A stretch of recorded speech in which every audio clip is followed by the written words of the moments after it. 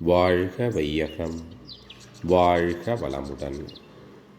வாழ்க்கை மலர்கள். நால்வோர் நற்சிந்தனை. மே 3. தலைப்பு: நால்வகை ஆற்றல் வரவு. வயிறானது எப்பொழுதுமே நிறைந்திருக்க வேண்டும் என்பது தவறான எண்ணம். இந்த பழக்கத்தினால் என்ன ஆகும் என்றால், உணவு கொஞ்சம் குறைந்து விட்டாலும் ஏதோ இழந்துவிட்டது மாதிரி இருக்கும். அதை போட்டு நிரப்பிவிட்டு தவிக்கிற வரைக்கும் மனதுக்கு திருப்தி இருக்காது.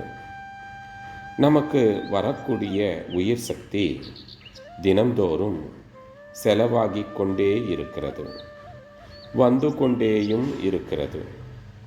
அது உணவிலே இருந்து ஒரு பகுதி, காற்றில் இருந்து ஒரு பகுதி, கோள்களில் இருந்து வரக்கூடிய அலைகளாக சேர்ந்து வர அவை துகள்களாகி அது ஒரு பகுதி, பூமியின் நடுமையத்திலிருந்து அணுக்கள் உடைகிற போது அதிலிருந்து தெரிக்கக்கூடிய அந்த துகள்கள் எல்லாம் பூமியினுடைய மேல் பக்கம்தான் நோக்கி வரும்.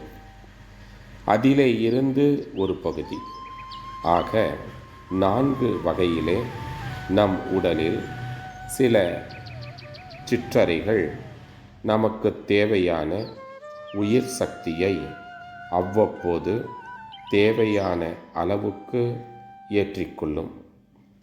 இந்த 4இல் ஒவ்வொன்றுக்கும் ஒரு விதமான கனம், அதாவது டென்சிட்டி உண்டு. அறிவுக்கும் உடலுக்கும் உகந்த விகிதத்திலே இவை ஈர்க்கப்பட வேண்டும். உணவை மாத்திரம் எப்போதும் நிரப்பி வைத்துவிட்டால் மற்ற 3 வகையில் இருந்து வருவதை தடுத்து விடுகிறோம். அதனால் சில குறைபாடுகள் விளைகின்றன.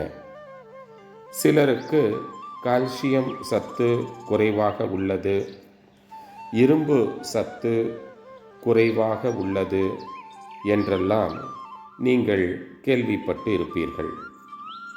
பலவிதமான உலோக சத்துக்கள், ரசாயனங்கள் எல்லாம் உடலுக்கு தேவை.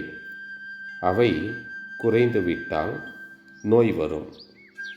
அதனால் எந்த உணவு சாப்பிட்டாலும் அது சுத்தமாகவும் நல்ல சத்துடையதாகவும் இருக்க வேண்டும்.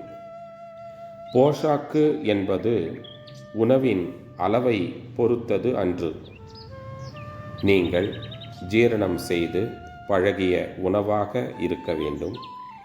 அதே நேரத்தில் அடுத்த முறை உணவு எடுக்கும்போது 1 மணி நேரம் முன்னதாகவே பசி இருக்க வேண்டும். அதுதான் அளவு முறை. 1 மணி நேரம் தினந்தோறும் 2 வேளையும் பசி எடுத்தால் அந்த நேரத்தில் உணவிலிருந்து ஜீவகாந்த சக்தியை இழுக்க முடியவில்லை என்றால் உடல் தானாகவே காற்றிலிருந்தும் கோள்களின் அலை வீச்சிலிருந்தும் சக்தியை எடுத்துக்கொள்ள முடியும். அப்பொழுதுதான் அறிவுக்கு விருந்தாக, சிந்தனைக்கு ஏற்ற விருந்தாக நல்ல சக்தி நமக்கு கிடைக்கும். வயிற்றை மட்டும் நாம் நிரப்பிக் கொண்டிருந்தால் உலக விவகாரங்களில் உழைக்கிறது என்ற வரைக்கும் தான் வளரும்.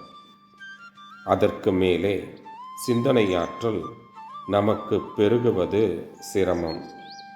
சிந்தனை ஆற்றலே மனிதனின் சிறப்பு. அருட்தந்தை. வாழ்க வளமுடன். தொடரும்.